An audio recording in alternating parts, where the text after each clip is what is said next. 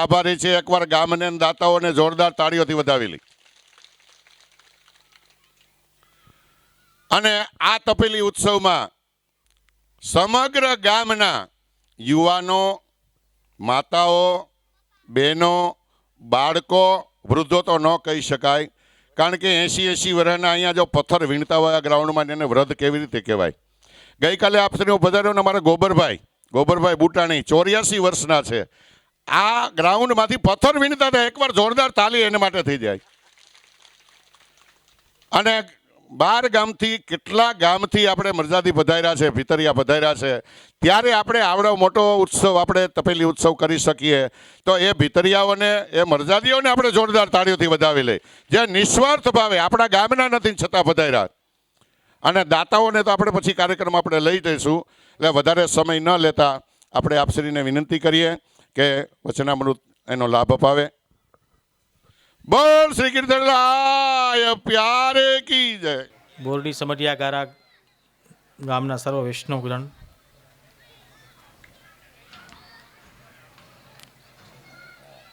આજે ભગવત કૃપાથી મારું પ્રથમ વખત અહીંયા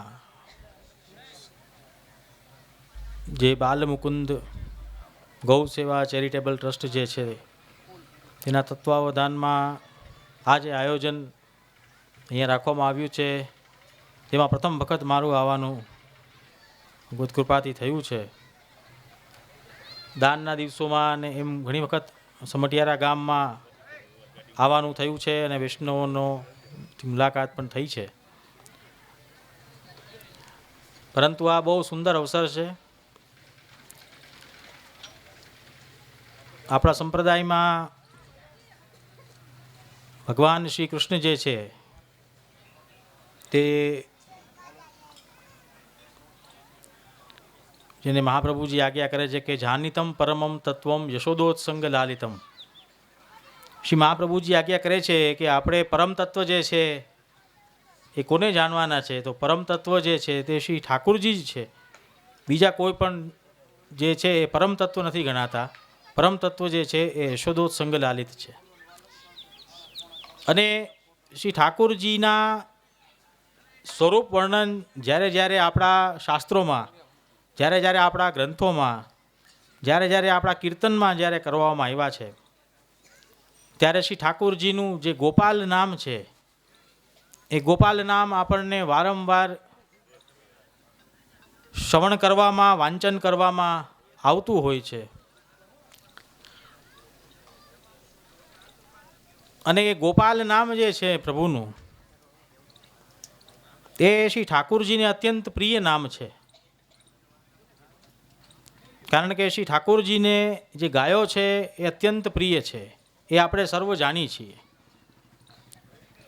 જેટલા બી પ્રભુના ચિત્ર હોય છે એમાં પ્રાય કરીને દરેકમાં જે ગાય છે તેનું ચિત્ર જે છે પ્રભુ સાથે નિત્ય જોડાયેલું આપણને જોવા મળે છે. શ્રીનાથજીની પીઠિકાના દર્શન કરો તો પીઠિકામાં પણ ગાય જે છે એ અનિવાર્ય રૂપમાં ત્યાં બિરાજે છે. તો આનાથી આપણને એક વસ્તુનો ખ્યાલ આવે છે કે પુષ્ટિ માર્ગમાં શ્રી કૃષ્ણ જે છે એમને ગાયોને આટલું પ્રાધાન્ય કેમ આપ્યું છે. કેમ કે આપણામાં એમ કહેવામાં આવે છે કે સત્વાત સંજાયતે જ્ઞાનમ. સત્વગુણ જે છે એનાથી જ્ઞાનની ઉત્પત્તિ થાય છે, એમ શ્રીમદ ભગવદ્ ગીતામાં ભગવાને કીધું છે. અને સત્વગુણ જો આપણા હૃદયમાં પ્રગટ ના હોય તો આપણને જ્ઞાન પણ ઉત્પન્ન નથી થતું. રજોગુણથી કામનાઓ જાગે છે, તમોગુણથી અજ્ઞાન જાગે છે, પણ સત્વગુણથી જે છે જ્ઞાનનું જે છે એ જીવોમાં જાગે છે. એટલે ગૌ જે છે, જે ગાય છે, એ વાસ્તવમાં સાત્વિક પ્રાણી છે, સાત્વિક જીવ છે. અને એ હોવાના કારણે એ શ્રી ઠાકોરજીને અત્યંત પ્રિય છે. ગાવો વિશ્વસ્ય માતરઃ એમ જે કહેવામાં આવ્યું છે કે ગાય જે છે એ શું છે? સમગ્ર વિશ્વની શું છે? માતા છે. તો પ્રભુ જે છે આપણને એ વસ્તુ બનાવે છે કે જો ગાયના સ્વરૂપનું આપણને જ્ઞાન હશે તો આપણને પ્રભુના સ્વરૂપનું જ્ઞાન થશે. કેમ કે કીર્તન સાહિત્યમાં આવે ને, આગે ગાય પાછે ગાય, ઈત ગાય ઉત ગાય, ગોવિંદ કો ગાયન મેં બસી વો હી ભાવે. તો ઠાકોરજી જે છે એ ગાયોથી કેવા છે? વીંટાયેલા છે. આગે પાછે ઈત ઉત એટલે આજુબાજુ અને આગે પાછે બધી જગ્યાએ ઠાકોરજી જે છે એની ગાયો જે છે એ ત્યાં પ્રભુના આસપાસ જ હોય છે. એટલે ગોપાલ નામ આપને એટલે પ્રિય છે.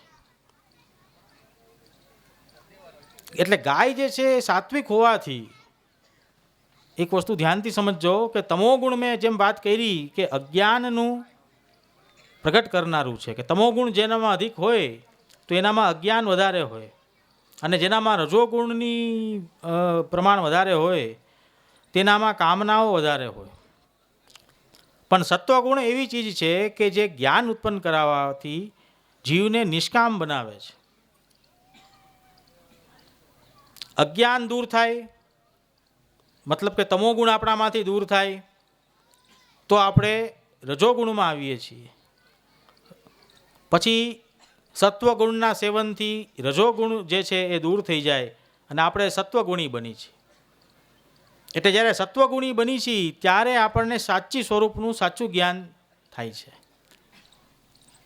અને જ્યારે આપણો અંતઃકરણ કે આપણો દેહ એ સત્વાકાર નથી હોતો, મતલબ કે એમાં સત્વગુણનું પ્રમાણ વધારે નથી હોતું, તો આપણને સાચી ચીજનું જ્ઞાન જે છે એ કેટલું પણ શ્રવણ કર્યા પછી નથી જાગતો. જેમ કે આપણામાં એમ કહેવામાં આવ્યું છે કે વિષ્ણુ ભગવાન જે છે એ સત્વગુણના અવતાર છે, બ્રહ્માજી જે છે તે રજોગુણના અવતાર છે, અને શિવજી જે છે તે તમોગુણના અવતાર છે. તો જે સત્વગુણ છે, મતલબ કે જે શિવજીના ઉપાસક છે, એમને શિવજીને અગર મોક્ષ આપવું છે તો શિવજીએ એમનામાં રજોગુણ તમોગુણ રજોગુણ બેય હટાવી અને સત્વગુણી કરવા પડશે તો મુક્તિ થશે. એવી રીતે બ્રહ્માજી જે છે તે રજોગુણના અવતાર છે, તો એમને પણ તમોગુણ અને રજોગુણ દૂર કરી અને પોતાના જે ઉપાસક હોય એને સત્વગુણી બનાવવા પડશે તો એ મુક્ત થશે. અને ભગવાન જે વિષ્ણુ છે એ સત્વગુણના અવતાર છે. તો જે સત્વગુણ જે છે એ મોક્ષની એકદમ નજીક છે. મોક્ષની પરિભાષા આપણામાં કહેવામાં આવી છે નિર્ગુણ અવસ્થા. એટલે આપણે જે આ ત્રણેય જે દેવ છે, બ્રહ્મા વિષ્ણુ અને શિવ, એ ત્રણેય દેવથી પર કોણ છે? ભગવાન શ્રી કૃષ્ણ. જે યશોદોત્સંગ લાલિત ભગવાન શ્રી કૃષ્ણ છે, એક શ્રી કૃષ્ણના જ આ ત્રણ દેવો અવતાર છે. તો ઠાકુરજીને જે છે ને એ નિર્ગુણ ભાવ ભાવે. આપણા શ્રી યમુનાજી જે છે તે નિર્ગુણ ભાવના અધિષ્ઠાતા છે. એટલે ઠાકુરજીને કયો ભાવ ભાવે? નિર્ગુણ ભાવ ભાવે. એટલે આપણો હૃદય જ્યારે નિર્ગુણ થાય ત્યારે આપણને ઠાકુરજીની પ્રાપ્તિ થાય. ગુણેભ્યશ્ચ પરમ વેત્તિ મદભાવમ શોધી ગચ્છતિ. શ્રીમદ ભગવદ્ ગીતામાં ઠાકુરજી બતાવે છે અર્જુનને કે જે ત્રણેય ગુણોને પાર કરી જાય છે એ ખરેખર મને પ્રાપ્ત કરી શકે છે. એટલે શ્રીમદ ભગવદ્ ગીતા અને શ્રીમદ ભાગવત આપણને એક વસ્તુ બતાવે છે કે સત્વગુણનું સેવન કરો. સત્વાત ધર્મ ભવેદ વૃદ્ધ. વૃદ્ધ એટલે વૃદ્ધ નહીં, વૃદ્ધ એટલે વૃદ્ધિ, વૃદ્ધિ એટલે બઢોતરી. તો સત્વાત ધર્મો ભવેદ વૃદ્ધિ એમ આપણે શબ્દ કરી શકીએ. તો જેટલું સત્વગુણનું સેવન હશે એમ આપણામાં ધર્મ વધારે હશે. એટલા માટે જે ગાય છે તે સાત્વિક જીવ હોવાથી આપણને જે જ્ઞાન પ્રાપ્ત થશે એ કેવું હશે? નિર્ગુણના એકદમ નજીક હશે. જો ગાયનું સાચું આપણને જ્ઞાન નહીં હોય કારણ કે પ્રાણીઓમાં, પશુઓમાં પણ એવી વ્યાખ્યા કરવામાં આવે છે કે કોઈ રાજસ હોય, કોઈ તમાસ હોય, પણ સાત્વિક જે જીવો છે એમાં ગાય જે છે એ સર્વથી પ્રધાન છે. કારણ કે એનાથી આપણને સાચું ભગવદ્ જ્ઞાન પ્રાપ્ત થાય છે. અને ભગવદ્ જ્ઞાન પ્રાપ્ત હોવાથી આપણે નિર્ગુણ જે છે તરત બની છે. અને જ્યાં સુધી નિર્ગુણ નથી બનતા ત્યાં સુધી ભગવત પ્રાપ્તિ નથી થતી. એટલે ઠાકુરજી જે છે ગાયો વચ્ચે બિરાજતા હોય છે કે જો ગાયોનું સાચું સ્વરૂપનું જ્ઞાન હશે તો આપણને ઠાકુરજીના સાચા સ્વરૂપનું જ્ઞાન થશે. કેમ કે તો આપણા હૃદયમાં સત્વગુણ જે છે એની વૃદ્ધિ થશે. અને જો સત્વગુણની વૃદ્ધિ થશે તો આપણે મોક્ષ તરફ, ભગવત પ્રાપ્તિ તરફ આગળ વધી શકશું. એટલે ગાયનું પૂજન એ આપણામાં પ્રાચીન કાળથી જ એટલે પ્રાધાન રહ્યું છે કે એના પૂજનથી, જેમ કે કહેવામાં આવે છે કે 33 કરોડ દેવતા ગાયમાં બિરાજે છે. તો એટલા માટે છે કેમ કે દેવતાઓ બી રજોગુણ પ્રધાન છે. દેવતાઓ કેવા છે? રજોગુણ પ્રધાન છે. એમને પણ અગર સત્વગુણ થવું છે તો એમને ગાયનો જ આશ્રય લેવો પડે છે. કેમ કે ઇન્દ્રાદિ દેવતાઓ, તમે ગોવર્ધન યાગનો પ્રસંગ વાંચ્યો હોય તો જ્યારે ગોકુલમાં વરસાદ કરી હતી ઇન્દ્રે, અને ઠાકુરજીએ ગોવર્ધન ધારણ કરી અને વ્રજને બચાવ્યું હતું, ત્યારે બી જે ઇન્દ્ર જે છે એમાં એ જ અહંકાર હતો કે હું જ વૃષ્ટિ કરું છું અને બધાને હું જ જલ પહોંચાડું છું. એ અહંકાર ઠાકુરજીએ ત્યારે ત્યાં દૂર કર્યો છે. અને ત્યારે એને અનુભવ થયો છે કે વાસ્તવમાં ભગવાન જે છે એ રજોગુણથી પ્રસન્ન નથી, ભગવાન સત્વગુણથી પ્રસન્ન છે. કારણ કે સત્વગુણમાં જ્ઞાન હોય છે. તો જ્યારે ઇન્દ્રને જ્ઞાન થયું કે નહીં, ખરેખર ભગવાન હું નથી, ભગવાન જે છે તે ભગવાન શ્રી કૃષ્ણ છે, અને એ ભગવાનની શરણે ત્યાં આવ્યો છે. અને પછીથી બધા દેવતાઓએ ગૌમાં વાસ કર્યો છે. એટલે કહેવાનો તાત્પર્ય એ છે કે ગાયનું માધ્યમ ભગવાન સુધી પહોંચાડવા માટે સૌથી મહત્વનું છે. એટલે ગાય સેવાને આપણે એક રીતે પ્રભુ સેવા બી કહી શકીએ. એક જગ્યાએ એવું વચન મળે છે પુરાણોમાં કે જે દિવસે પૃથ્વી ઉપર ગાય નહીં રહે ને એ દિવસે પૃથ્વીનો વિનાશ થઈ જશે. એટલે આજે જે પૃથ્વી, આ ભૂતલ જે રીતે સ્વસ્થ છે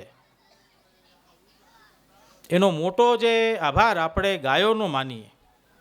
અમારા વ્રજયાત્રા દરમિયાન 2012ની પૂજ્ય દાદાએ ગૌ સંમેલનનું પણ આયોજન ત્યાં કરેલું.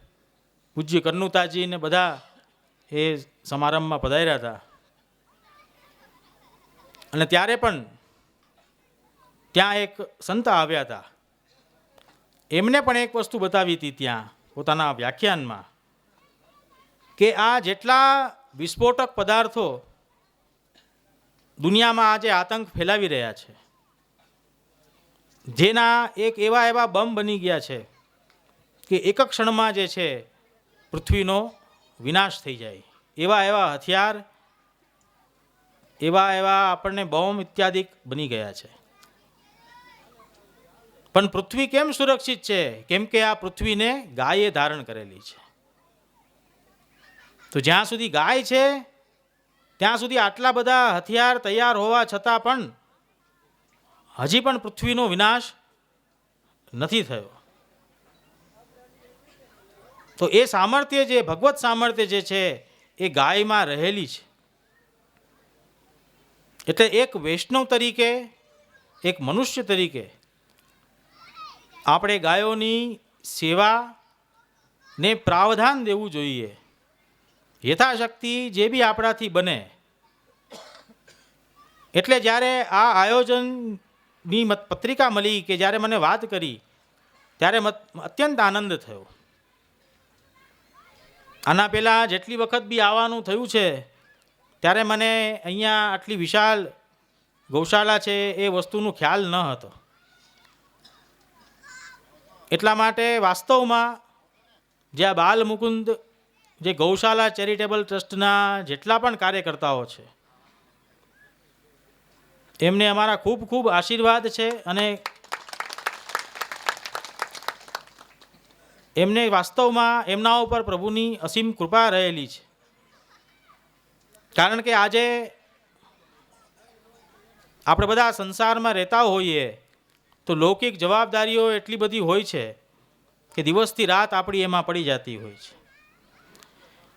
એવા વાતાવરણમાં પણ જો ગૌ સેવા જેવી પ્રવૃત્તિને આટલી નિષ્ઠા, આટલું ભાવ અને આટલી શ્રદ્ધા ભક્તિ દ્વારા જો બધા કાર્યકર્તાઓ કરે છે તો વાસ્તવમાં એ અનેક ધન્યવાદના પાત્ર છે. એટલા માટે હું બધા વૈષ્ણવને એ વસ્તુ ખાસ કહીશ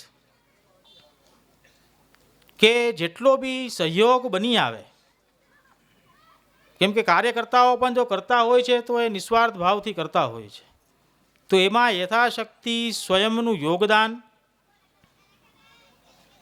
તન, મન અને ધન બધાથી આપણે કરવું જોઈએ, જેથી કરીને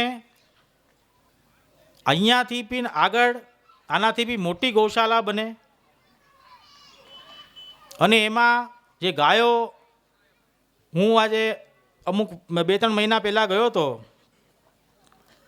કાશી અને બનારસ સાઈડ, અને ત્યાંથી હું જ્યારે રિટર્ન થઈ રહ્યો હતો તો લગભગ જબલપુરના આસપાસ લગભગ 100 થી 125 કિલોમીટર સુધી એવો હાઈવે આવ્યો છે કે જેમાં ગાયો વચ્ચે બેઠી છે.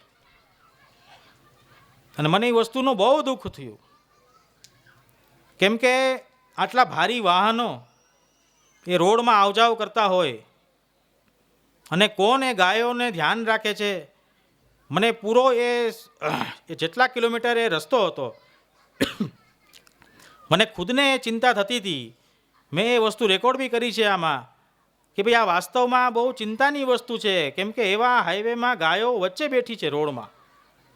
કોઈ રાતનો સમય છે, સાંજનો સમય છે, એમાં કોઈ દુર્ઘટના ઘટી જાય તો આ બહુ મહાપાપ લાગે. ગૌ હત્યાથી મોટો પાપ કોઈ ન હોય. એટલે મને એ સમય વિચાર આવ્યો કે આવા કોણ લોકો હશે કે કેમ આવી રીતે ગાયોની આવી દશા છે. અને એ કાંઈ 10 થી 15 કિલોમીટર સુધી વાત નહોતી, એ 100-125 કિલોમીટર સુધી એવો આખો રસ્તો છે. એ તમે અગર સમિતિના લોકો એ સમય એ સાઈડ તમે અગર તપાસ કરાવો તો તમને ખ્યાલ આવશે અને તમે એને હાથ ધરો એ વસ્તુને અને પૂછાવો કે ત્યાં એકચ્યુઅલી આ રીતે કેમ આવી રીતે ગાયોને છૂટી મૂકી દીધી છે, કોણ એનો માલિક છે, કયા ગૌશાળા જેવું તો કાંઈ લાગતું જ નહોતું, કેમ કે એક તો હાઈવે છે. અને આવી રીતે બેરોજગાર આમ પશુ છે એમને વચ્ચે બેસા હોય, કોઈ દિવસ કોઈ દેખાય ન દેખાય. મેં એ પૂરા રસ્તા ઉપર ગાડી કોઈની ફાસ્ટ ચલાવી જ નથી, કેમ કે મેં ડ્રાઈવરને વસ્તુ કીધી કે ભાઈ આમાં આપણે કોઈ બી પ્રકારનો રિસ્ક ન લેવો જોઈએ, કારણ કે આથી કોઈ દુર્ઘટના ઘટી જાય તો આ બહુ મોટો અપરાધ થઈ જાય, એવો અપરાધ કે જેનાથી છુટકારો સંભવ નથી. એટલે ગાયનું તો એટલું જતન કરવું જોઈએ. એટલા માટે મને વિશેષ એ વસ્તુનો આનંદ થયો હતો કે જ્યારે આ આયોજનની પત્રિકા બી જોઈ અને જે સમિતિના લોકો આવ્યા, એટલે પ્રથમ વખત જ મેં કીધું જેમ કે અહીંયા આવવાનું થયું છે. અને ખાસું વિશેષતા એ છે કે ઠાકુરજીને સૌથી પ્રિય છે. આપણા માટે શું છે કે ભગવત સંબંધી ચીજનું મહત્વ સૌથી વધારે હોય છે પુષ્ટિ માર્ગમાં. તો પુષ્ટિ માર્ગમાં ઠાકુરજીને જે સૌથી પ્રિય છે ગાય છે. ગાયને હરિરાયજીએ શિક્ષાપત્રમાં અને વાર્તા સાહિત્યમાં બતાવ્યું છે કે ગાય વ્રજભક્તોનું સ્વરૂપ છે. એટલે ગાયની સેવા એ વ્રજભક્તોની બી સેવા કહેવાય. અને વ્રજભક્તો કોણ છે? તો મહાપ્રભુજી આજ્ઞા કરે છે કૌડિન્યા ગોપિકા પ્રોક્તા ગુરુવઃ. ગુરુજનો આપણા, ગોપીજનો આપણા શું છે? ગુરુ છે, જે આપણને પ્રભુ સુધી સ્નેહ કરવાનો માર્ગ બતાવે છે. એ વ્રજભક્તોનું સ્વરૂપ ગાય છે.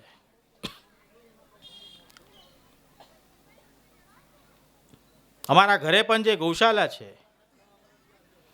અમારા ચિરાયુષ્માન નાના બાળકો બંને દાદાભાઈના બંને રાજા વેદાંગ બાવા આ ગાયની એટલી સેવા કરે આપણને જોઈને આશ્ચર્ય થાય. અને એ ગાયની સેવા એટલા જતનથી કરે, તમે ક્યારેક અમારા મંદિરે આવો તો તમને ખ્યાલ આવશે. અને એક એવો જેને કહેવાય ઠાકોરજીની એટલી કૃપા એ બાળકો ઉપર પણ, કે એમને એક વખત જે દવા ઇત્યાદિ કરતા હોય ડૉક્ટરો ગાયની, તો કોઈ એક વખત કંઈક દેખાડવા માટે બોલાવી હશે ગાયને, તો એક એવો ઇન્જેક્શન માર્યો કે એનો પગ જે છે ગાયનો આખો ટેડો થઈ ગયો. અમારા નાના બાળકોએ એ સતત એ ગાયની પટ્ટી બાંધી એના ઉપર દવા લગાડી 6 મહિનામાં આજ પ્રભુ કૃપાથી ગાયનો જે પગ છે એ પાછો જે છે સહી થઈ ગયો છે. તો આ બધી જે છે બહુ મોટી વસ્તુઓ છે. આટલો લગાવ આપણા નાના બાળકોને બી હોય છે, તો આપણને વસ્તુ હોવી જોઈએ. આપણામાં ગૌગ્રાસ વગેરેનું કેમ પ્રાધાન્ય છે? બધાએ ગૌગ્રાસ પણ પોતાના ઘરોમાં કાઢવું જોઈએ. પણ અમે સાંભળ્યું હોય એમ અમુક જે લોકો છે એ જૂઠ્ઠન રોટી ગાયને આપતા હોય છે, તો એવું અપરાધ મેં પહેલાં બી કીધું હતું કે કદી પણ ન કરવો જોઈએ. કારણ કે આપણામાં જૂઠ્ઠન ગાયને ખવડાવવાનો પ્રકાર નથી. આપણામાં પહેલો ભાગ ગાયનો કાઢીને પ્રસાદ લેવાનો પ્રકાર છે. એટલે ગૌગ્રાસ વચમાંથી નથી નીકળવામાં આવતો. જ્યારે આપણે ભોજન કરતા હોય એમાં સૌથી પહેલાં ગૌગ્રાસ નીકાળવામાં આવતો હોય છે. એટલે એ વસ્તુનો ખાસ ધ્યાન રાખજો કે એવો અપરાધ ક્યારે બી ન થાય કે કોઈ આપણી જૂઠ્ઠન કે કોઈ બચેલી એવી જે વસ્તુ છે એ આપણે ગાયને ખવડાવી. કેમ કે ઘણી વખત શું થાય કે અપરાધનું જે ફલ છે એ દૃષ્ટ નથી હોતો, તો ઘણાને એ વસ્તુનો વિચારમાં એટલી ગંભીરતા નથી આવતી. પણ વાસ્તવમાં શ્રીમદ ભાગવત બતાવે છે 5મ સ્કંદમાં કે આવા જે મોટા અપરાધો છે એના પછી જીવને સીધું નરક મળે છે. જેમ કે તમને કોઈ એમ કહે કે આ દેહ છૂટ્યા પછી તમને નરકમાં યાતના મળશે, તો કેમ કે આપણે નરકને જોયું નથી એટલે આપણને એની ડર નથી હોતી, લોકોને એની બીક નથી હોતી. પણ શ્રીમદ ભાગવત બતાવે છે કે એવી ભૂલમાં ન રહેશો. જ્યારે નરકમાં યાતના મળતી હોય આવા અપરાધોના કારણે, ત્યારે એ અનુભવ કરવા માટે આપણે ત્યાં બી જીવિત જ હોય છીએ. એટલે એ અપરાધથી ડરવું જોઈએ. કોઈ પણ એવો અપરાધ જે આપણાથી થઈ જતો હોય એનું ફલ આપણને પરલોકમાં મળશે અને ત્યારનું ત્યારું જ્યારે જોયું જશે, એવું જો અભિગમ આપણે રાખી તો એવી ભૂલમાં નહીં રહેતા. કેમ કે એ યાતના, એ તમે ભાગવતજીનું 5મ સ્કંદ ખોલીને વાંચો, એમાં એ નરકનું વર્ણન બતાવ્યું છે કે કેટલા પ્રકારના નરક છે અને કેટલા અપરાધ જે છે એના કારણે એ જીવને નરકની પ્રાપ્તિ થાય છે. એમાં ગૌ હત્યા અને ગાયોનો અપરાધ એના પણ ફલ નરક બતાવ્યા છે. અને એ નરકની યાતના જ્યારે મળતી હોય ને ત્યારે એ અનુભવ કરવા માટે આપણે ત્યાં જીવિત હોય છીએ. અને નરકની યાતના તમે સ્વયં ભાગવતજીમાં વાંચજો. કેમ કે લોકોને એ વસ્તુ છે કે હમણાં તો ભલે જે કરતા હોય એ કરીએ, પછીનું આપણે જોઈ લેશું, પણ એવું નથી. દંડ મળે છે અને દંડ જે છે એ અનુભવમાં બી આવે છે, અને એવો અસહ્ય દંડ હોય કે આપણે એનો ભય નિશ્ચિત રાખવો જોઈએ. એટલે હું ફરીથી કહીશ કે ગાયોની ભયના કારણે તમે સેવા કરો એમની, ગાયની તો શ્રદ્ધાથી જ સેવા કરવાની છે. પણ જો આપણે એના માટે જેને કહેવાય કે અનાગ્રહ રાખતા હોય કોઈ પણ પ્રકારનો, કે સામાન્ય પશુ છે અને એના વસ્તે આપણે મતલબ નિગ્લેક્ટ કરતા હોય, બેદરકારી જતાવતા હોય, તો એવી ભૂલમાં નહીં રહેતા. ગાય જે છે એ ઠાકુરજીનું સર્વસ્વ છે. તો જે ઠાકુરજીનું સર્વસ્વ છે એ આપણું બી સર્વસ્વ હોવું જોઈએ. એ ભાવ રાખીને આપણે એમાં પ્રવૃત્ત થવું જોઈએ. અને વ્રજભક્તોનું સ્વરૂપ હોવાથી એ આપણામાં ભક્તિ વધારે છે, આપણામાં ભાવ વધારે છે, આપણામાં નિષ્ઠા વધારે છે, ઠાકુરજીના પ્રિય બનાવે છે. તો આ એક વસ્તુ જે છે ગાયની સેવાથી કેટલી વસ્તુનો આપણને જે છે ફલ મળે છે. અને એ છતાં પણ જો આપણનો અજ્ઞાન ચાલુ રહે તો વાસ્તવમાં એ આપણા દુર્ભાગ્ય કહેવાય. એટલા માટે આજે હું ખાસ એ વસ્તુ કહીશ બધાને કે જે આખું આ આયોજન જે સમિતિએ કર્યું છે એ બધા સમિતિના સભ્યો આને નિશ્ચિત ઓર વધારે અને સર્વગામ જે છે આમાં સહયોગ કરે. અને દિવસ રાત મેં સાંભળ્યું હમણાં કે બધા યુવા વર્ગ પણ આમાં ખૂબ ભાગ લે છે. એ વાસ્તવમાં ખૂબ આનંદ અને સંતોષની વાત છે, કેમ કે નાની જે જનતા છે એમાં આ પ્રકારનો ભક્તિભાવ હો એ ઠાકુરજીની પરમ કૃપાનું પ્રમાણ છે. એટલા માટે આજના આ અતિ આનંદના અવસરમાં બધા જ સમિતિના સભ્યોને અમે ખૂબ ખૂબ આશીર્વાદ આપી છીએ અને ભગવત કૃપાથી એ આ કાર્યને ખૂબ વેગ આપે અને ઓર વધારે ગૌ સેવામાં જાગૃત રહે એ અમે શ્રી ઠાકોરજીના ચરણોમાં વિનંતી કરી છે. અને બીજી એક વસ્તુ ખાસ આ વસ્તુ સમયમાં કહેવાની છે કે ધર્મ જે છે એ ક્યારે પણ આપણા માટે જેને કહેવાય કે બચેલા સમયમાં આપણે જેને કામ કરતા હોય મેક્સિમમ સમય કેમ આપણે લૌકિકમાં આપતા હોય એમ ધર્મને આપણે સાવ થોડોક સમય આપતા હોઈએ છીએ. તો ધર્મનું પ્રાધાન્ય જીવનમાં વધારવું જોઈએ. પુષ્ટિજીવ તરીકે આપણું સૌથી પહેલું કર્તવ્ય એ આવે છે. ઉપનિષદ બતાવે છે કે ધર્મ એવ હતો હંતિ ધર્મો રક્ષતિ રક્ષિત. જો ધર્મનું તમે રક્ષણ નહીં કરો તો ધર્મ બી તમારું રક્ષણ નહીં કરે. તો ધર્મ એવ હતો હંતિ ધર્મો રક્ષતિ રક્ષિત. ધર્મની તમે રક્ષા કરશો તો ધર્મ તમારું રક્ષણ કરશે. એટલે મહાપ્રભુજીના પુષ્ટિ માર્ગમાં પુષ્ટિજીવોનું જે ધર્મ છે તે એક જ છે કે સર્વદા સર્વભાવેન ભજનીયો પ્રજાધિપ સ્વસ્યાયમેવ ધર્મો હિ. આપણું આ એક જ ધર્મ છે. તમે શેઠ પુરુષોત્તમ દાસની વાર્તા વાંચી હશે 84માં. એમાં બી આવે છે કે શેઠ પુરુષોત્તમ દાસ એ સમયમાં જેને અત્યારે કરોડોપતિ કહીએ ને એ રીતે 60 કરોડ રૂપિયા એ સમયમાં મહાપ્રભુજીના કાળમાં પુરુષોત્તમ દાસ પાસે હતા. અને વાર્તામાં આવે છે કે પુરુષોત્તમ દાસ ગાયોની સેવા તો બી ખુદ કરતા. આજે એવા લોકો કેટલા ઓછા હોય જે કરોડોપતિ થઈને બી, અને એ વાર્તાનો પ્રસંગ તમે વાંચજો આજે રાતે. ત્યાં એમના એક વૈષ્ણવે આવીને કીધું શેઠ પુરુષોત્તમ દાસને કે રાજા આવી રહ્યો છે,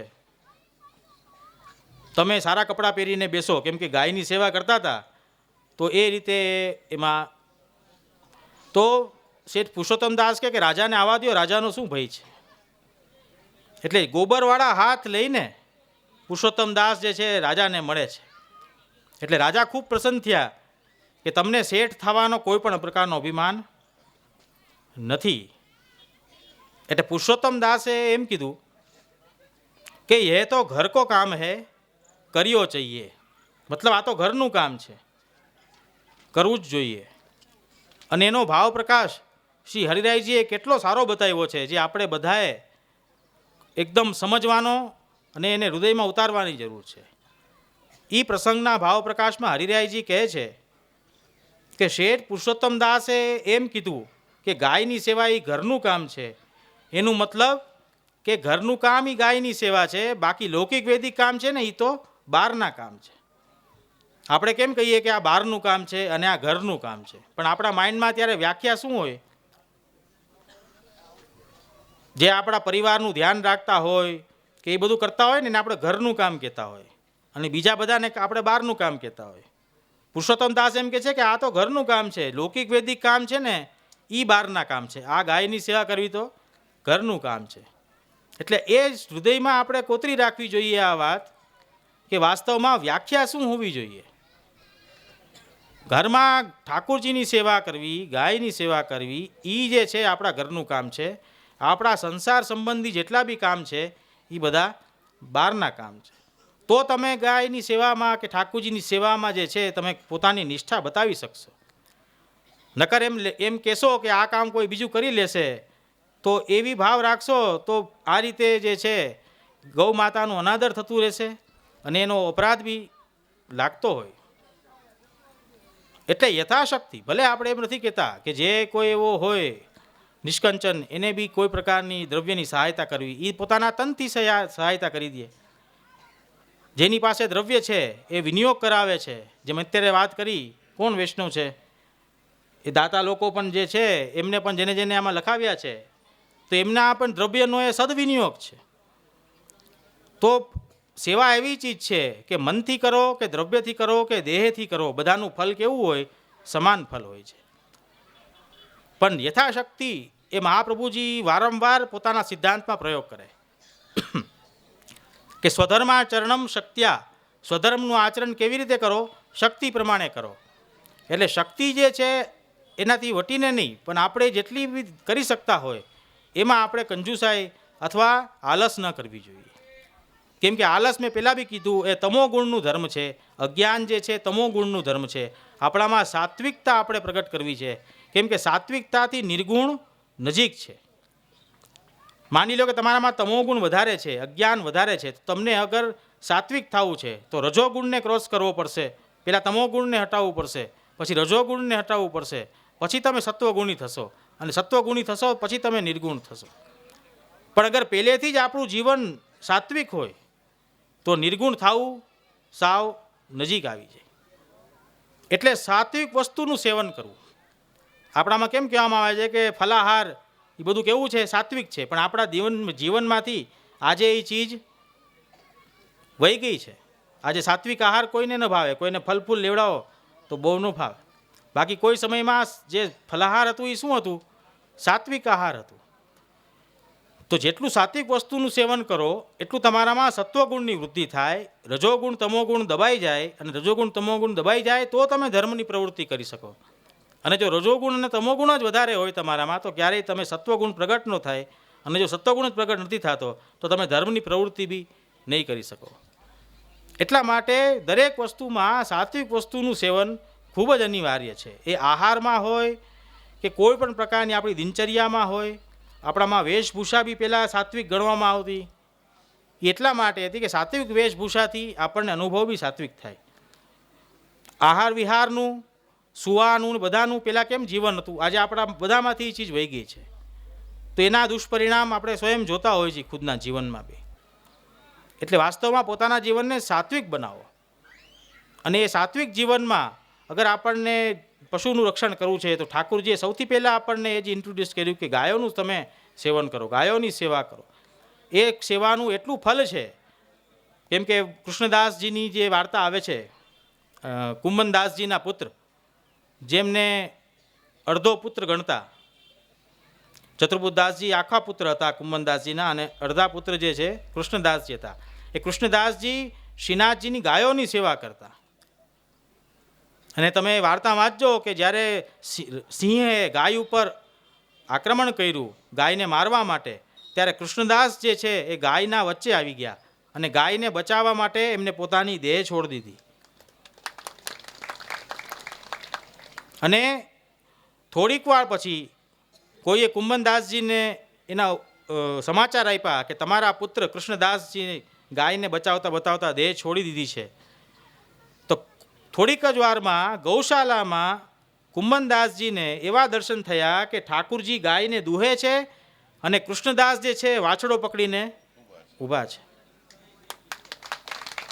એટલે શું છે? ગાય કોઈ દિવસ છોડે નહીં.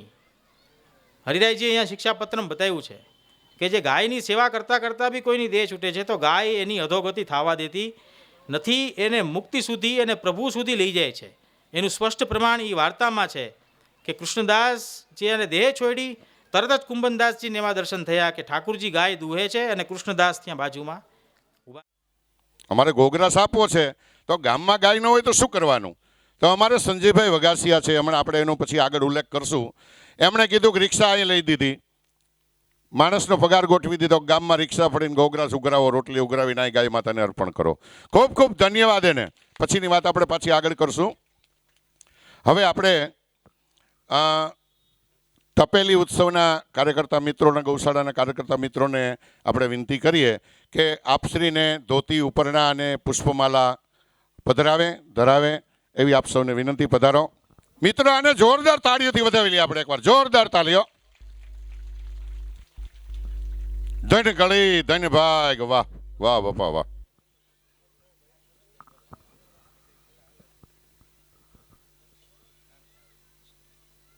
કાંઈ વાંધો નહીં, મમ્મી પપ્પા છે ને, આવી ગયું બધું. હાલો સુરાભાઈ, હાલો હાલો આવી જાઓ ભેગા. હા,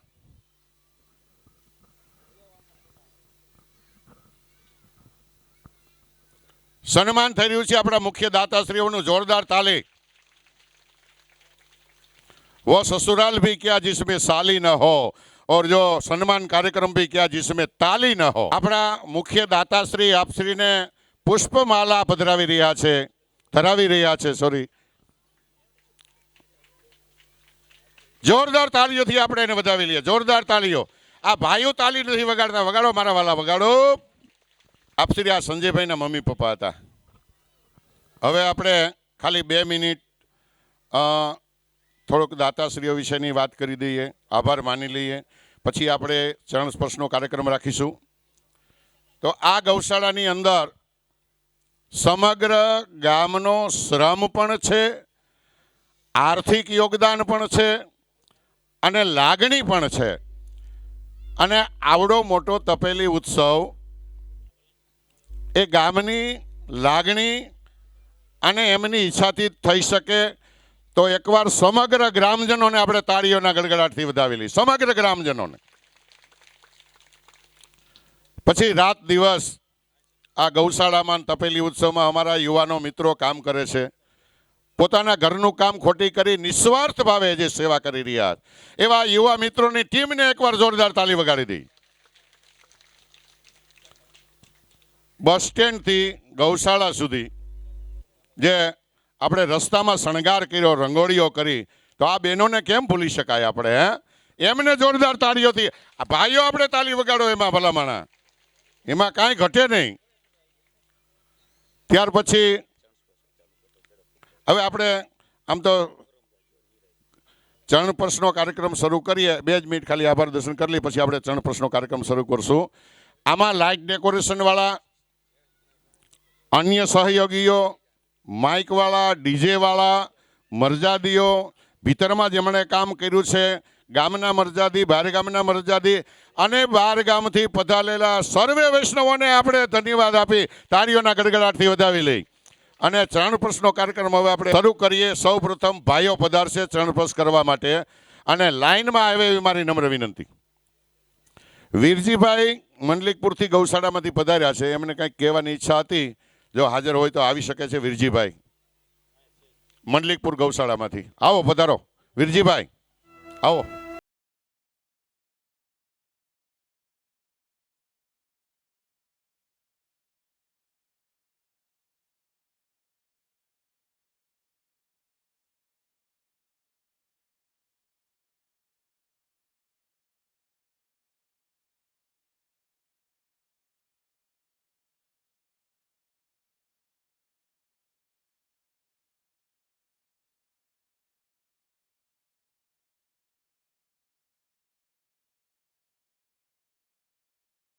પાંચ ડબ્બા તેલ, શ્રીનાથજી સિંગ તેલ, ખજૂરી ગુંદાળા, મહેશભાઈ સાકરિયા. 9,000 રૂપિયાના બાસમતી ચોખા ચકુભાઈ કાકડિયા. 5,000 રૂપિયા કિશોરભાઈ કાળુભાઈ પટોડિયા. 1 તેલનો સિંગ તેલનો ડબ્બો હરિભાઈ ગોબરભાઈ બુટાણી. 5,100 રૂપિયા સ્વર્ગવાસી રવજીભાઈ દેવજીભાઈ બુટાણી, પરસોત્તમ પ્રિન્ટ. 1 કટો ખાંડનો નરસિંહભાઈ દેવજીભાઈ. 1 તેલનો ડબ્બો ખોડલ ગ્રુપ. 1 ખાંડનો કટો શ્રીજી ગ્રુપ. 1 ખાંડનો કટો ખીમજીભાઈ રોજીભાઈ બુટાણી. 1 તેલનો ડબ્બો સ્વર્ગવાસી મયુરભાઈ પોપટભાઈ માલવિયા. 1 કટો ચોખા જગદીશભાઈ ખીમજીભાઈ બુટાણી. ગોલકવાસી જયંતિભાઈ બાદાભાઈ ઉંધાડ તરફથી 10,000 રૂપિયા હસ્તક ઘનશ્યામભાઈ.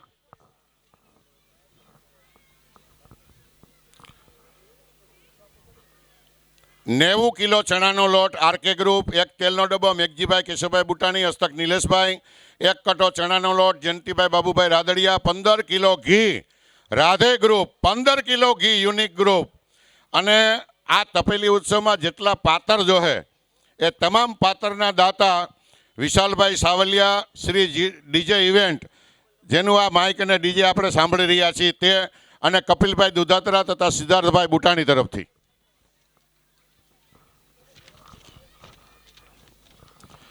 10 કિલો ચણાનો લોટ અનુરાગભાઈ જમનાધરભાઈ બુટાણી, 1 કટો ચણાનો લોટ, 1 ડબ્બો ગોળ ચેતનભાઈ ગોરધનભાઈ બુટાણી, 1 ડબ્બો ગોળ મનસુખભાઈ શામજીભાઈ દુધાત્રા, 1 ડબ્બો સિંગતેલ શ્રીનાથજી સિંગફોલ બોરડી સમઢિયાળા. અને હવે આપણે વિરજીભાઈને વિનંતી કરીએ કે આપને કંઈક જો કેવું હોય તો આપ કહી શકો છો. વિરજીભાઈ બધા. ગૌ માતાની અવાજ નથી આવ્યો બરાબર. આ બેનો વાડિયા જાતા બંધ થઈ ગયા અને ગાયનું દૂધ અને છાણ આપણાથી દૂર થઈ ગયું છે. ફરી વખત એક બોલો, જય બોલો. બોલો ગૌ માતાની. મારો વિષય ગૌશાળાના સંચાલક તરીકે એક ફરજ બજાવું છું મંડલિકપુર મુકામે. આજે 24 વર્ષ થયા. 24 વર્ષમાં ક્યારેય લોકલ દાન ઉઘરાવ્યું નથી. મકર સંક્રાંતિ હોય, કીર્તન ભેટ હોય, કોઈ જાતનું દાન ક્યારેય ઉઘરાયું નથી. પતિ પત્ની તમે એમ કહો કે અહીંયા 100 મણ મકાઈ વાટવા ચરણસ્પર્શ કરવા માટે ભાઈઓ ઝડપથી આવી જાય એટલે પછી બહેનો શરૂ કરીએ આપણે. ઝડપથી આવી જાઓ. ગૌ સેવાનું એક સમર્પિત ભાવ છે. બીજું મારો વિષય એ છે કે ગામે ગામ જ્યાં રજિસ્ટર ગૌશાળા હોય, બોરડી સમાઢિયાળા જેવી, જો કે આ સંસ્થાથી તો હું ખૂબ વાકેફ છું. જ્યારે આનું ખાતમુહૂર્ત કિશોર બાવાના હસ્તે થયું ત્યારથી આ સંસ્થા સાથે જોડાયેલો છું. બહુ સુંદર અને ખરેખર પ્રભુને ગમે એવું આ ગામ લોકોએ કાર્ય કર્યું છે. અભિનંદનને પાત્ર છે. અત્યારે ખાસ આપણે ગાયની વાત કરીએ છીએ, પણ સાથે સાથે હાલો બહેનો આવી જાઓ, લાઈનમાં આવજો. દૂધ, બહુ ભીડ ન કરતા, ગૌમૂત્ર, ગાયનું બહુ છાણ ભીડ ન કરતા, એક પછી એક આવો. આપણા જીવનમાંથી લુપ્ત થઈ ગયું છે. ગાયનું ગૌમૂત્ર અને છાણ જો આ ખેતીની અંદર પ્રાપ્ત નહીં થાય તો આ જમીન છે ને બંજર અને મૃત અવસ્થામાં વહી જશે. આ દેશનો ખેડૂત નહીં બચે તો ગાય નહીં બચે. એટલે મારી બહેનોને, માતાઓને, યુવા પેઢીને, મિત્રોને મારે ખાસ કહેવું છે, ગાયનું છાણ આ ખેડૂતના ખેતર સુધી કેમ પહોંચે એને પ્રાધાન્ય આપજો. બીજું, આજે ઝેર મુક્ત ખેતી કેવી રીતે કરવી એની યાત્રા અમારી ચાલુ છે. હું ખૂબ જ વ્યસ્ત હોવાને કારણે અહીંયા આવ્યો છું. યાત્રા પહોંચી છે અત્યારે ચોકી. ભારતના અંદર ઝેર મુક્ત ખેતી કેમ થાય, ગુજરાતનો ખેડૂત ઝેર મુક્ત ખોરાક કેમ ખાય, એના માટેનું એક અભિયાન ચાલે છે. પરમ દિવસે અમે યાત્રાનું પ્રસ્થાન ગોંડલથી કર્યું અને સોમનાથ સુધીની યાત્રા છે રમેશભાઈ રૂપારેલિયા એમના હસ્તક. એટલે ખાસ તો આ ગાયને બચાવવાની જે વાત આપણે પુકાર કરીએ છીએ, સર્વધર્મ હિન્દુ સમાજ આપણે ગાય કરીએ છીએ, પણ એનો વાછડો જન્મે ને એટલે રોડ ઉપર વયો જાય. પણ આ ગામનું હું ઘણી જગ્યાએ ઉલ્લેખ કરું છું. એવું ઉમરાળી ગામ છે, આ ધોરીધાર ગામ છે, કે ત્યાં પણ એક ગામને, આખા ગામમાં એક ગૌવંશ રખડતો નથી. બોરડી સમઢિયાળાનું મને ગૌરવ થાય. હું ગૌ સેવક હોવાને નાતે કદાચ ગાંધીનગરમાં મારે આવું લેક્ચર હોય તો હું ત્યાં પણ બોલું છું કે જેતપુર તાલુકાનું બોરડી સમઢિયાળાની રાજકીય માણસો, ધર્મસત્તા માણસો સૌ મુલાકાત લ્યો. જો આ ગામ ગૌવંશ મુક્ત થઈ શકતું હોય તો ગુજરાતના દરેક ગામ ગૌવંશ મુક્ત બની શકે. અને મારું અભિયાન ગૌચર સુધારણાનું છે. લગભગ ગુજરાતની અંદર 48 ગામમાં 100, 150, 200 વીઘા જમીન ગૌચર સુધારી છે ને એનું મોડેલ તમારે જોવું હોય તો મંડલિકપુર આવજો. કદાચ આમાંથી કોઈ 100-200 વ્યક્તિને ઈચ્છા થાય તો કાલે મંડલિકપુરની મુલાકાત લેજો. અહીંયા મંડલિકપુરના પણ અમારા ઘણા વૈષ્ણવો, ગૌપ્રેમીઓ આવ્યા હશે. એટલે જે આપણે કરવાનું છે એ છોડી અને માત્ર ને માત્ર પૂજા તરફ વયા ગયા છે. આ ગામની અંદર મેં મજૂરી પણ કરી છે. મારા મામા અહીંયા છે. હું અહીંયા હાથી રહેતો હતો ઘણા વર્ષ પહેલાં. પરંતુ જો આ દેશની, આ રાષ્ટ્રની કોઈએ ભક્તિ કરવી હોય તો આ દેશના ખેડૂતોને પહેલાં ઝેર મુક્ત ખેતી કેવી રીતે કરે એનું પ્રાધાન્ય આપજો. તો જ ગૌ માતા બચશે, ગામે ગામ ગૌચર આબાદ બને તો જ આ ગાયને પર્યાવરણ મળશે. પૂજા ઘણી કરી આપણે, પણ ગાયના દૂધ અને ઘી અને ગૌમૂત્ર તરફ આપણે વળવું પડશે તો જ આપણે આવનારી પેઢીને બચાવી શકશું. નહીંતર આપણી પ્રજાના હત્યારા જ છીએ આપણે. કારણ કે અમૃત જેવું જો કોઈને પ્રાપ્ત હોય તો આ ધરતી ઉપર માત્ર ગાયનું દૂધ જ છે, ગાયનું ઘી છે. તમે જો ગાયના દૂધમાં તમે અગ્નિ સ્વરૂપે દિવાસળી પ્રગટાવશો તો દૂધ નહીં હળગે. એને તમે મેરવણ કરીને દહીં બનાવશો તો એ પણ જ્વલનશીલ નહીં બને. તમે એને મંથન કરીને માખણ કાઢશો તોય પણ એ નહીં જ્વલે. પણ એમાંથી ઉકાળીને ઘી બનાવશો, એનું દીપ પ્રાગટ્ય કરશો તો એમાંથી એક ખરેખર ઉર્જા ઓક્સિજન મળશે. આવું 25 ગ્રામ ઘી તમારા બાળકોના શરીરમાં જાય તો એનું યૌવન જાગશે અને આ દેશનો ખેડૂત મજબૂત બનશે. બાકી ગાય ગાય કરીને આપણે કાંઈ કાઢી લેવાના નથી. આવતા 10 વર્ષમાં ઘેરે ઘેરે કેન્સરનો એક દર્દી હશે. કદાચ આપણી પાસે હેલિકોપ્ટર હશે ને તોય મિલકત આપણી 0-0 બની જશે. અને ગુજરાત અત્યારે નંબર 1 કેન્સરની અંદર આવી ગયું છે, પંજાબ પાછળ રહી ગયું છે. તો આ ગંભીર નોંધ મારી માતાઓ બહેનો લેજો કે તમે ઘરે જેટલું શાકભાજી ફળફળાદી કઠોળ ખાવ એટલું તમારા ખેતરમાં જ પેદા કરજો. અને ગાયના ગૌમૂત્ર છાણથી થઈ શકે, રાખથી થઈ શકે. એમાં ઘણી કોઈ બીજી પેસ્ટિસાઇડની જરૂર નથી. આજે શાકભાજીની રિક્ષા અને લારી આવે એટલે આપણે ભિખારીની જેમ આટો ફરી જાય. એટલે ભગવાને આપણને એક અમૂલ્ય ધરતી આપી છે, આપણી માં આપી છે ગાય, અને આપણે શાકભાજી ભિખારીની જેમ લેવા જઈએ. આની નોંધ બહેનો લેજો તમે. પુરુષો તો એના કામમાં વ્યસ્ત છે. અને પુરુષોને મારી એક નમ્ર અપીલ છે મિત્રો, જો ઘરમાં બૈરાઓનું કે દીકરાઓનું માનતા હોય ને તો 135નો માવો આજથી છોડી દેજો. કોઈને કદાચ હોસ્પિટલમાં દાખલ કરવા પડે ને તો એનો ખર્ચો હું આપી દઈશ. માવો ખાધા પછી કોઈને ઓક્સિજનનો બાટલો કે ગ્લુકોઝનો બાટલો ચડાવવો પડે તો હું ખર્ચો ભોગવી લઈશ. આવી મારી એક નમ્ર અપીલ છે. બોલવાનું ઘણું છે, સમય નથી. જય ગૌ માતા, જય ગૌ માતા. વલ્લભકોટ બાળકોના ચરણોમાં મારા સાક્ષાત દંડવત. જય ગૌ માતા. વિરજીભાઈને એકવાર જોરદાર તાળીથી વધાવી લઈ. ખાલી 2 જ વાત આપણે ગાય વિશે હું તમને કરવા માંગુ છું. બહુ ઊંચા અવાજમાં નહીં, પણ હાવ શાંતિથી. બેનો ગાયનું દૂધ દોહે અને ભેંસનું દૂધ દોવે, બે દૂધને તમે બાજુમાં રાખજો તો ગાયનું દૂધ છે એ સેજ પીળાશ પડતું દેખાશે આપણને, ભેંસનું દૂધ સફેદ દેખાશે. આ પીળાશ પડતું જે દૂધ છે ને બેનો, એ સુવર્ણ છે. સુવર્ણ એટલે સોનું છે. તમે બજારમાં સુવર્ણ ભસ્મની કિંમત પૂછી લેજો. 1 ગ્રામની કિંમત સુવર્ણ ભસ્મની કેટલા રૂપિયા થાય પૂછી લેજો. તો ગાયનું દૂધ ખાવાથી આ સુવર્ણ ભસ્મ મફતમાં આપણા પેટમાં જાય અને તમામ રોગોમાં સુવર્ણ ભસ્મ કામ કરે. આ ગાયના દૂધનું મહત્વ છે મિત્રો. અને બીજી વાત કરી દઉં કે સવારે જ્યારે ગાયને રોટલી આપી, ગૌગ્રાસ આપી, માથે હાથ ફેરવો ને ત્યારે ગાય આપણા શરીરને સૂંઘે છે. શું કામ સૂંઘે ખબર? તમારા શરીરમાં જે રોગ હોય એ રોગ ગાય માતા પારખી લે છે. પછી જ્યારે ચરવા જાય ત્યારે એ પ્રકારની વનસ્પતિ ચરે છે કે જેનાથી આપણા શરીરનો રોગ છે એ મટી જાય. એટલે આપણે એને માતા કહીએ છીએ. બોલ ગૌ માત કી. એમ નહીં, 2 હાથ ઊંચા કરીને, એમ નહીં કાંઈ આવે. બોલ ગૌ માત કી. આ ભાઈઓને કાંઈ લેવા દેવા નથી લાગતું.